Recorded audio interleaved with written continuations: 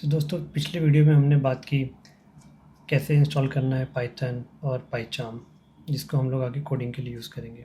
इस वीडियो में हम लोग बात करेंगे वेरिएबल्स की। तो वेरिएबल होता क्या है? तो वेरिएबल बेसिकली एक कंटेनर होता है जिसमें हम कोई भी स्टोर कर सकते हैं वैल्यू। जैसे घर में आपको चाय बनानी हो तो आप पानी एक केटल में रखते हो, बस वही केटल वेरिएबल है और पानी उसकी वैल्यू। तो पहले मैं पाइचार्म स्टार्ट कर लेता हूँ। इसके लिए मैंने यहाँ पाइचार्म सर्च कर लिया। अब मैं चाहता हूँ कि ये यहाँ पिन रहे, तो इसके लिए मैं पिन टू टास्क बार कर देता हूँ ताकि नेक्स्ट टाइम से मुझे सर्च ना करना पड़े और मैं यहीं से अपना पाइचार्म खोल लूँ।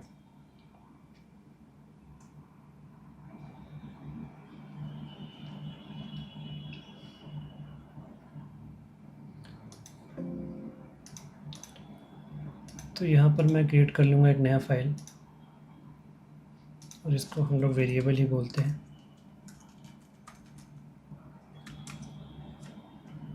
ओके, तो अभी क्या है, वेरिएबल में हम लोग वैल्यूज़ स्टोर करते हैं। तो जैसे कि अगर मैं बकेट एक वेरिएबल मानता हूँ और पानी या वाटर एक वैल्यू मानता हूँ, तो अभी बकेट की वैल्यू क्या है? वाटर है। अगर मैं चाहता हूँ उसका वैल्यू देखना तो मैं सीधा बकेट प्रिंट कर सकता हूँ और मुझे उसका वैल्यू मिलेगा वाटर। तो यहाँ पे आप देख सकते हैं कि वाटर आ गया। अब ऐसे ही हम लोग दूसरे वेरिएबल भी क्रिएट कर सकते हैं और वेरिएबल का नाम कुछ भी रख सकते हैं। उसके भी कुछ रूल्स होते हैं जिसकी हम बात आगे करेंगे। तो जैसे कि अभी तो मैंने वाटर स्टोर किया, लेकिन हम नंबर्स भी स्टोर कर सकते हैं अपने वेरिएबल्स में। तो सोचिए कि मैं एक नंबर का एक वेरिएबल देता हूँ और इसमें 1 2 3 में स्टोर कर देता हूँ और अब मैं प्रिंट करना चाहता हूँ कि मेरे नंबर में क्या है। तो अब हमारे पास आ गया 1 2 3। तो बकेट में स्टोर्ड है हमारा वाटर और नंबर में हमारा स्टोर्ड है 1 2 3। अब यहाँ पे जो स्ट्रिंग है उसको हमेशा डबल कोट्स, सिंगल कोट्स या इवन ट्रिपल कोट से उसके अंदर रख सकते हैं। तो यहाँ पर अगर मैं वाटर की जगह सिंगल कोट कर दूँ, जिससे शुरू होगा उसी से एंड होगा। मतलब सिंगल कोट से शुरू किया था, सिंगल कोट से एंड करना पड़ेगा, तो भी ये वैलिड प्रोग्राम है। बट सोचो कि अगर मैं यहाँ पे डबल कोट कर दूँ तो ये नहीं चलेगा। ठीक है, अब कौन से सिनेरियोज ऐसे होंगे जिसमें हमको सिंगल कोट यूज़ करना पड़ जाएगा या डबल कोट यूज़ करना पड़ जाएगा? तो लेट्स से अगर हमारे पास कोई स्टेटमेंट है ए इज़, तो ये कोई इशू क्रिएट नहीं करेगा और आराम से चल जाएगा। लेकिन अगर मैं यहाँ पे सोचे कि स्टार्टिंग और एंडिंग दोनों सिंगल कोट से करता तो ये एरर थ्रो करता, क्योंकि यहाँ पे क्या है, इसके हिसाब से सिंगल कोट यहाँ से शुरू हुआ और यहाँ ख़त्म हुआ, तो मतलब स्टेटमेंट भी यहीं ख़त्म हो गया, लेकिन अभी भी स्टेटमेंट बचा है। तो इस टाइप के सिनेरियोज में हमारे पास और ऑप्शंस हैं। एक तो ये है कि मैं ये एक स्लैश यूज़ कर दूँ तब ये वैलिड बन जाता है, लेकिन प्रॉब्लम इसके साथ ये है कि जितनी बार आपका ऐसा आएगा उतनी बार आपको इस्तेमाल करना पड़ेगा। दूसरा ऑप्शन है कि मैं यहाँ पे सिंगल कोट की जगह डबल कोट यूज़ कर लूँ। तो डबल कोट मैं यहाँ डाल देता हूँ, डबल कोट मैं यहाँ डाल देता हूँ, ये वैलिड बन गया। तीसरा ऑप्शन है कि मैं इसको ट्रिपल कोट बना देता हूँ, तो भी ये वैलिड है। अब मैंने इसको डबल कोट में डाला है लेकिन इसको नहीं डाला। क्यों नहीं डाला? क्योंकि नंबर्स को हम लोग डबल कोट्स में नहीं डालते हैं, सिर्फ स्ट्रिंग्स को हम लोग डबल कोट्स में डालते हैं। तो हर डेटा टाइप्स के रूल होते हैं। ये स्ट्रिंग है, ये नंबर है, या फिर इसको अभी के लिए इंटीजर भी बोल सकते हैं। और अगर हमें देखना हो कि किसी वेरिएबल में किस टाइप का डेटा स्टोर है तो वो भी हम लोग चेक कर सकते हैं। तो अगर मुझे पता करना है कि किस टाइप का डेटा स्टोर्ड है इस बकेट में या नंबर में, तो यहाँ पर मैं एक बहुत ही सिंपल मेथड है टाइप। तो अगर मैं टाइप चाहता हूँ कि मेरे बकेट का टाइप क्या है, मतलब बकेट में किस टाइप का वैल्यू स्टोर्ड है, तो आप देख सकते हैं स्ट्रिंग। तो यहाँ पे str आ रहा है, मतलब स्ट्रिंग। अगर उसी की जगह मुझे नंबर चेक करना होता तो मैं कर सकता था ऐसे और हमें इंट दिख गया। तो इस तरीके से हम टाइप पता कर सकते हैं। अब नेमिंग के रूल्स की बात कर लेते हैं। तो रूल्स में क्या होता है कि वेरिएबल का नेम है वो या तो वो लेटर होगा, जैसे कि ये बकेट हमने जो दिया है, या फिर हम लोग अंडरस्कोर से भी शुरू कर सकते थे, बकेट बना सकते थे इसको ऐसे। अब मैंने यहाँ ऐसे किया है तो प्रिंट भी ऐसे ही करना पड़ेगा। तो ये सब वैलिड है, लेकिन हम इसको नंबर से स्टार्ट नहीं कर सकते। तो अगर मैं यहाँ पे कहना चाहूँ कि 1 बकेट, तो ये वैलिड नहीं है। तो अगर आप देखेंगे तो यहाँ पे इनवैलिड डेसिमल लिटरल का एरर आ गया। ठीक है, उसके बाद ये वेरिएबल्स हैं वो होते हैं केस सेंसिटिव, वो भी एक बात है। तो यहाँ पे मैं बकेट सारे स्मॉल और यहाँ पर मैं बकेट सारे कैपिटल में कर दूँ,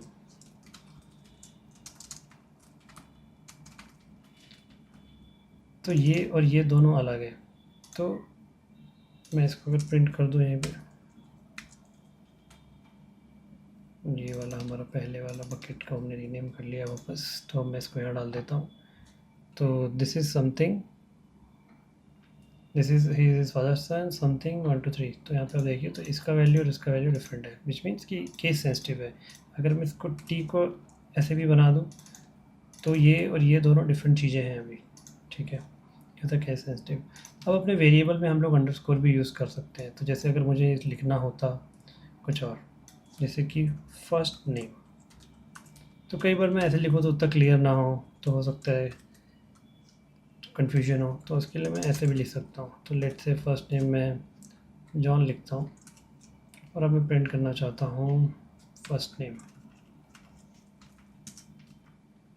तो मैं इस तरीके से प्रिंट कर सकता हूँ।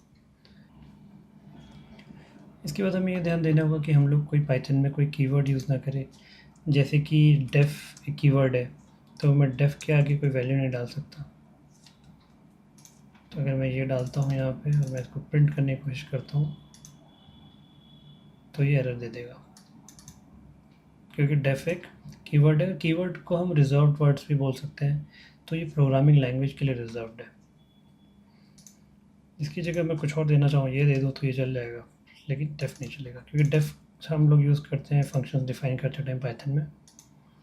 ठीक है, नेक्स्ट हम लोग बात कर लेते हैं डायनामिक टाइपिंग की। मतलब आपको पहले से ही किसी डेटा का टाइप बताने की ज़रूरत नहीं है। मेरी मर्ज़ी है, अगर मैं फर्स्ट नेम एक वेरिएबल में स्ट्रिंग सेव करना चाहूँ, एक नंबर सेव करना चाहूँ या इवन डेसिमल सेव करना चाहूँ, ये मेरी मर्ज़ी है, ये मुझे बताने की ज़रूरत नहीं है। या फिर पहले मैंने सोचो ये कर लिया और मैंने इसको प्रिंट किया, फिर मुझे लगा कि नहीं मुझे ये नहीं करना है, मुझे इसमें कुछ और स्टोर करना है, मैंने तो गलत कर दिया। तो मान लो मैंने इसमें हेलो स्टोर कर लिया,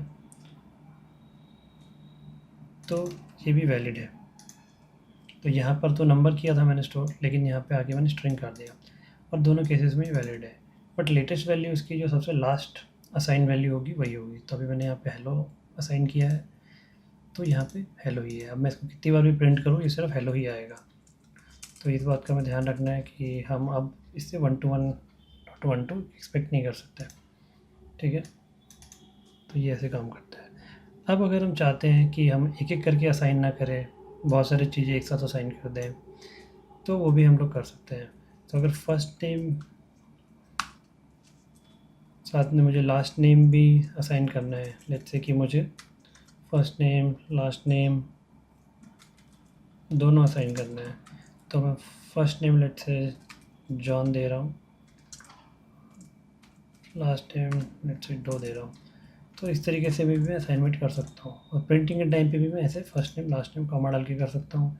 मैं चाहूँ तो अलग अलग 2 बार प्रिंट कर सकता हूँ, तो ये मेरे ऊपर है। तो यहाँ पे जॉन डो आ गया, यहाँ पे मैं चाहता तो मैं इसको अलग अलग भी प्रिंट कर सकता था। अगर एक लाइन में ही करना है प्रिंट, तो हम लोग कॉमा का यूज़ कर सकते हैं डिफरेंट वेरिएबल्स को प्रिंट करने के लिए। इसी तरीके से अगर मुझे बहुत सारे वेरिएबल्स में एक ही वैल्यू डालनी है, जैसे कि फर्स्ट नेम और लास्ट नेम मुझे चाहिए कि एक ही हो, तो मैं क्या कर सकता हूँ इस केस में, हेलो यहाँ पे डाल दिया, first name equals to last name कर दूंगा, तो फर्स्ट नेम लास्ट नेम की इक्वल्स टू लास्ट नेम में हेलो स्टोर है। तो यहाँ पर अगर मैं प्रिंट करूँगा तो सबका वैल्यू हेलो ही आएगा। तो इस तरीके से भी हम लोग कर सकते हैं। तो इसको बोलते हैं हम लोग मल्टीपल असाइनमेंट्स करना। अब एक सिनेरियो आ जाता है टाइप कास्टिंग का। उसमें क्या होता है कि हम एक टाइप को दूसरे टाइप में कन्वर्ट कर लेते हैं। तो सोचिए आपके पास एक है पहला वेरिएबल, इसको मैं var1 का नाम दे देता हूँ, और इसमें मैं स्टोर करता हूँ लेट्स से 10। और मेरे पास वेरिएबल 2 है जिसमें मैं स्टोर करता हूँ 20, बट 20 की जगह मैं कर देता हूँ इसमें डबल कोट्स के अंदर 20। तो अगर मैं पहला वेरिएबल देखूँ, दूसरा वेरिएबल देखूँ, तो 10 20 ही प्रिंट होगा।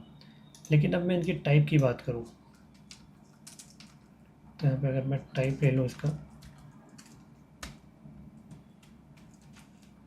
सिमिलरली मैं यहाँ पर इसका भी टाइप ले लूँ, तो क्योंकि एक डबल कोट में डाला है मैंने, तो एक स्ट्रिंग बन जाएगा। यहाँ पे आप देख सकते हैं, तो ये वाला तो नंबर है बट नीचे वाला स्ट्रिंग है, तो इंट यहाँ पे इसलिए लिखा है क्योंकि वो इंटीजर के लिए है, और यहाँ पे स्ट्रिंग है।